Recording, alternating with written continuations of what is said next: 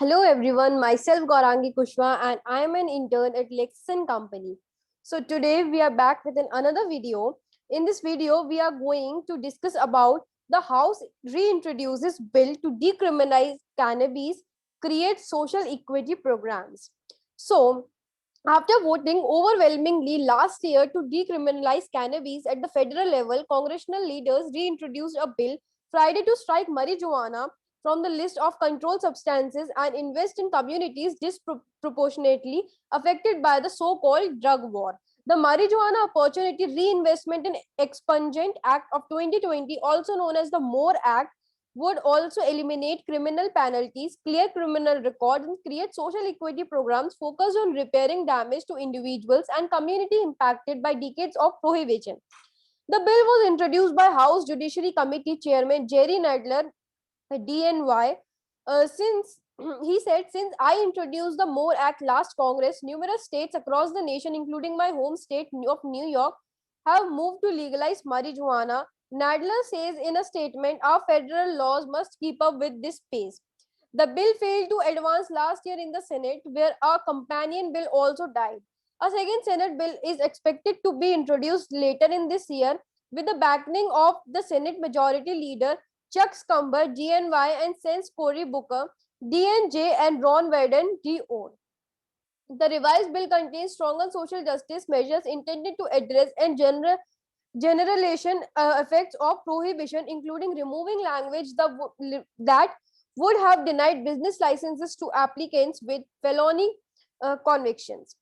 It would set a 5% tax on cannabis retail sales that would increase to 8% over 3 years. Revenue would go to the Opportunity Trust Fund, which would pay for job training, re entry services, legal aid, and health education programs for impacted communities. It was also create on an official of cannabis justice to oversee social equity component, prevent the federal government from penalizing cannabis users who depend on the social service, and door open to more research opportunities. The whole intention and the vision behind this bill is that to repair the sorry the past harm of drug prohibition, said Maritza Perez, National Affairs Director at the Drug Policy Alliance, a non-profit working a reform drug law. We are hoping that another successful House vote would continue to pile on momentum. Despite the move towards decriminalization, the people of color continue to be most affected by existing drug laws, according to a 2020 report by the American Civil Liberties Union. A black person is 3 times more likely to be arrested for cannabis possession than a white person. The ACLU estimated that enforcing cannabis prohibition law cost taxpayers approximately $3.6 billion a year. This bill will give a lot of individuals a fresh start, said Stuart Titus, CEO of cannabis company Medical Marijuana Industry. December's vote was the first time a full chamber of Congress took up the issue of federally decriminalization cannabis. Of the vote count, 222 Democrats were in favor of passing the MORE Act and 6 were against it. 5 Republicans voted in favor of it and 158 were against the passing of it.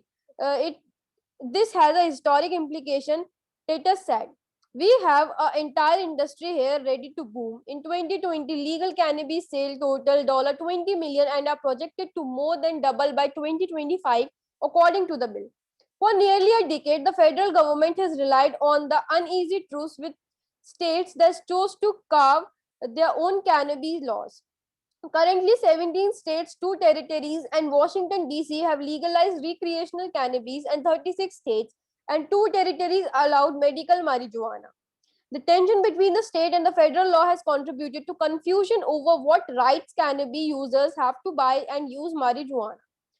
Narmin Jairus, Chief Development Officer of Exclusive Brands, a cannabis country based on Michigan, said her primary care doctor recently dropped her after she was tested positive for marijuana.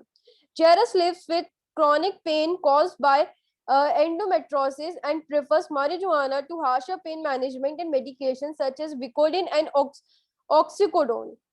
If it's happening to me, I know it's happening to other patients as well, she said. It was such an absurd policy, in my opinion, and it just shows how much work we have to do as in a society. So by this, I end my topic here. Thank you so much. I hope you all have understood it well, and stay safe, stay healthy.